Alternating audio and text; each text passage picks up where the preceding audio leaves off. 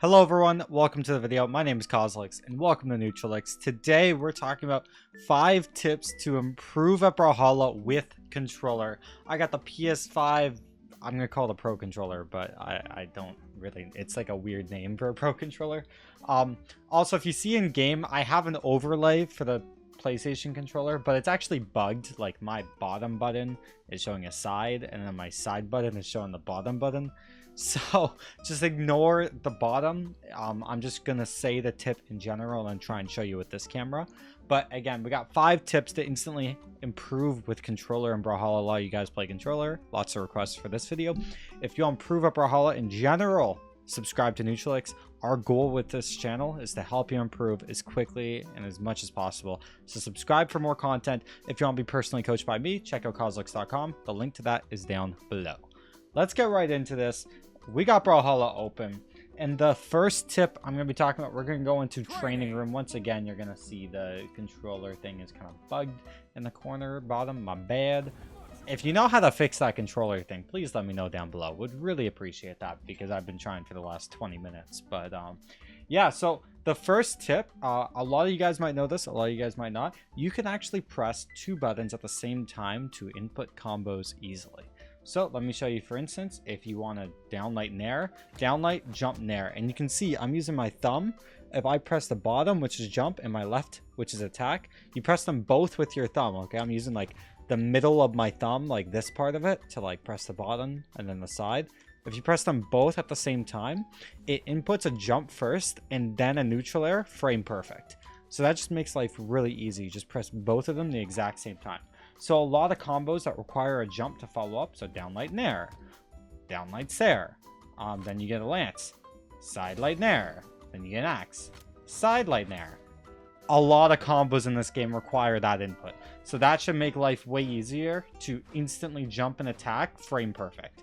You don't even have to worry. And again, it's not just the weapons I talked about. Downlight sair, right? Then you got orb, side light sair. Side light jump sair, like that. Here, I'll show you the combo just in case. Side light sair. You could do that. Doesn't require a jump, but you can still press your dodge and your nair at the exact same time, and then we'll do the movement one first. So that's a tip. Press the buttons at the same time. This also applies to keyboard, but it's a lot easier on controller when you just use one hand to do it all. And the same applies for recoveries. You can press them both if you can.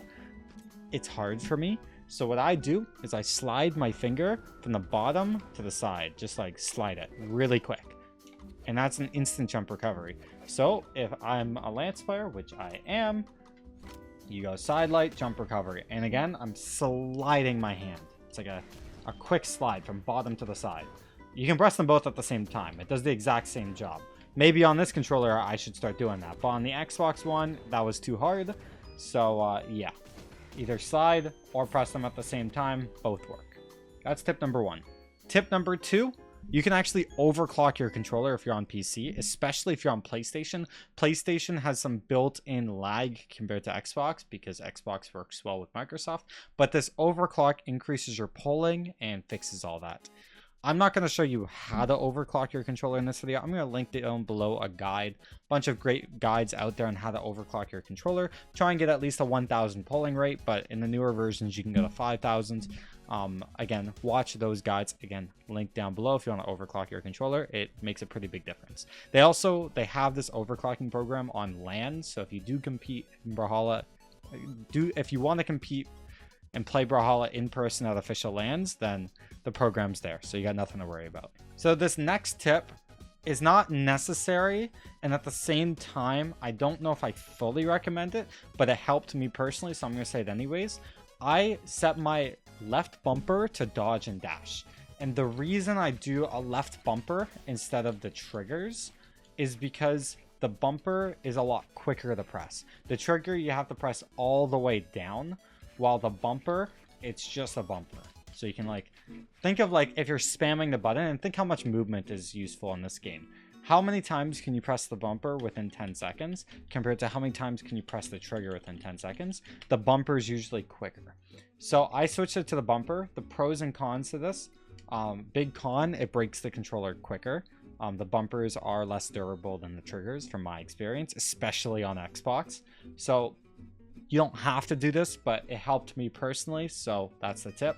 And if you're wondering how do you hold your controller with this, what I do is I put my middle finger like near the trigger to reach the bumper easier. It's not claw, like this is claw where it's like both of them, but I just have it under, just like this. So I can easily reach that, and I can reach the joystick, no problem. And it's even easier on Xbox. I can grab an Xbox controller.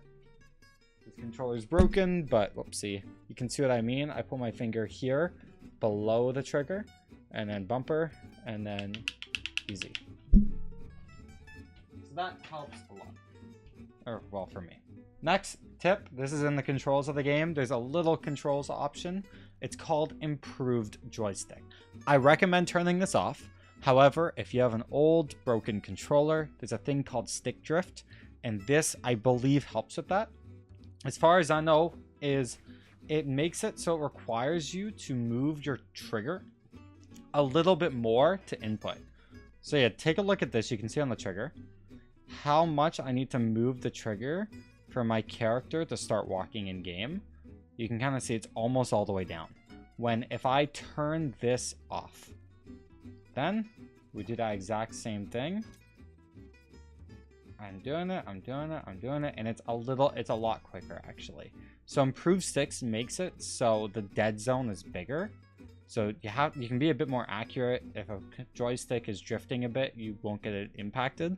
However, it also makes it harder to move. You have to press it further to start moving. So that extra millisecond or so might make a big difference. So if you have a good controller, turn off improved sticks or whatever right here.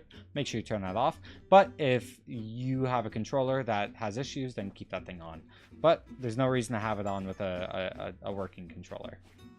Now, tip number 5, and the final tip in this video, because I couldn't think of any other good tips. I don't want to give you guys bad tips. I recommend playing in the posture of keep your controller on your lap. I used to play like this. If you look at old sets of me from back in 2017, I would play like this. I think it's fine to play upright like this, but here's the problem, is you're holding your controller with your wrists, and that's a lot of strain on your wrists. Take it from somebody who's dealing with tendonitis. I don't know if it's caused by me holding it like this, but it's extra strain for you to hold the controller upright. So what I recommend is put your wrists on your lap. I'm not going to take a picture of my crotch, but you can kind of see what I mean. Your wrists are on your lap, basically. And you can look up a gamer pose on Google. You know what? We're going to do that. We're looking up a gamer pose. Gamer pose with controller. Let's see. Okay.